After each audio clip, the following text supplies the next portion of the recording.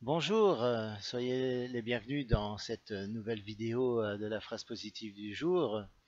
Voilà, encore ensoleillé, donc une fois de plus, il y a du soleil aujourd'hui. J'ai l'impression qu'on va avoir un très bon mois de juillet, juillet 2015, hein, au moment de l'enregistrement de cette vidéo. Donc voilà, c'est pas désagréable. Voilà, la nouvelle phrase positive du jour. Attention, c'est parti. Je suis totalement concentré sur mon projet et je ne me laisse pas distraire par des activités sans importance.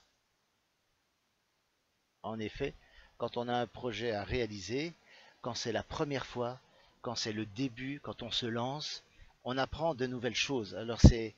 Il faut éviter le plus possible les distractions, les choses qui vous empêchent de vraiment vous concentrer sur l'évolution de votre tâche. C'est comme quand on apprend pour la première fois à conduire une voiture, on pense consciemment à ne pas oublier de passer la deuxième, à débrayer, à freiner quand il faut, et puis pas oublier de passer la troisième au bout d'un moment. Donc on doit tout le temps réfléchir. C'est fatigant.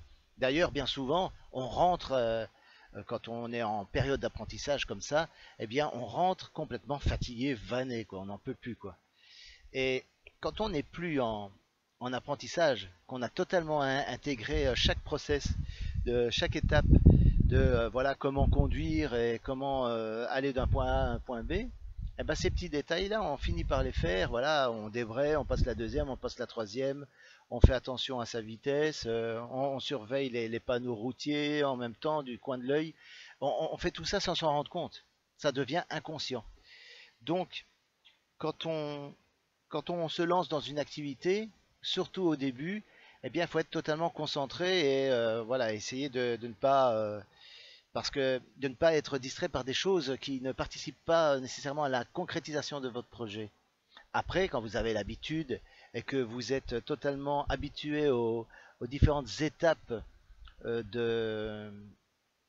Bah, je donne un exemple, hein, un exemple concret, ce sera beaucoup mieux. Au début, quand on est réalisateur, bon, bah, voilà, on fait les choses et tout, on avance, on passe de quelqu'un qui n'a pas fait de cinéma à quelqu'un qui tente d'en faire.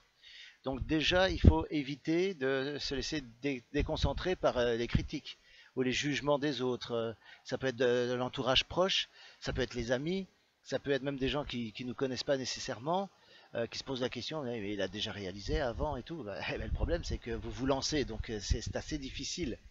Le mieux, c'est de, voilà, de rester concentré sur son truc, son parcours, et quand vous aurez un ou deux films derrière vous, là, ça deviendra un peu plus facile de convaincre les gens. Euh, Quand vous avez acquis une certaine habitude de, voilà, comment gérer l'équipe, comment travailler avec eux, comment, comment communiquer avec eux, faire des réunions, etc. Pour bien préciser ce qu'on veut, etc. Enfin, bref, les différentes étapes de fabrication d'un film, eh bien, vous pouvez vous permettre, une fois que vous êtes lancé et que vous êtes habitué à ça, de faire ça tout en disant à vos enfants, bah tiens, on ira à la piscine cet après-midi, à la piscine communale par exemple. Vous pouvez le faire parce que vous êtes tellement habitué, vous savez que la méthode que vous employez est une bonne méthode parce qu'elle vous a apporté ses fruits déjà dans le passé, et donc vous pouvez être déjà plus cool avec vos proches, et faire les choses de manière beaucoup plus relaxe et décontractée parce que vous savez que vous êtes en mode automatique à ce moment-là et que voilà, vous avez un truc à réaliser, vous savez exactement quelles sont les choses à mettre en place pour réaliser un film, écrire un scénario. Par exemple, moi, quand j'écrivais un scénario au tout début, je me faisais vraiment violence, quoi. Je me privais de tout. J'étais dans la maîtrise et dans le stress.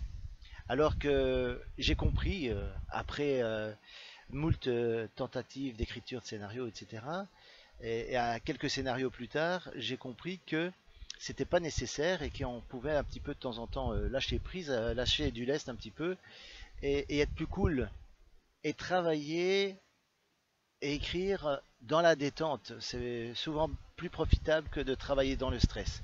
Donc maintenant, je travaille toujours dans la détente et si je bloque sur une scène, je m'affole pas.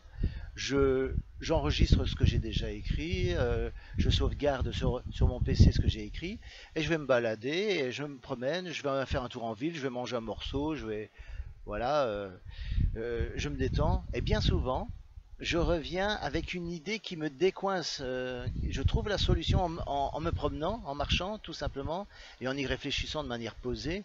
Et je trouve un truc qui débloque la situation et qui me permet d'avancer dans la création de la scène, l'écriture de la scène.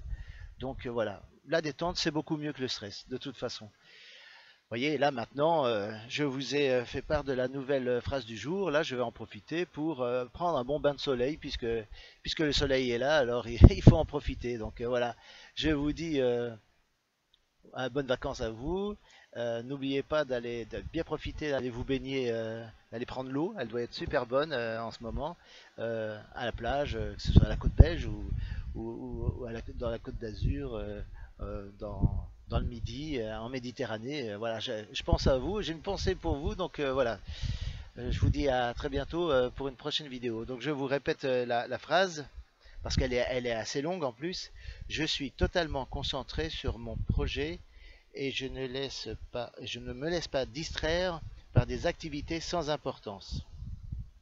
Voilà. Donc voilà, je vous dis à bientôt pour une prochaine vidéo et une prochaine phrase du jour. Et moi, je vais me changer, je vais me mettre en maillot et je vais prendre un bon bain de soleil. Voilà, je vais me faire plaisir. Et donc, faites-vous plaisir aussi. À bientôt.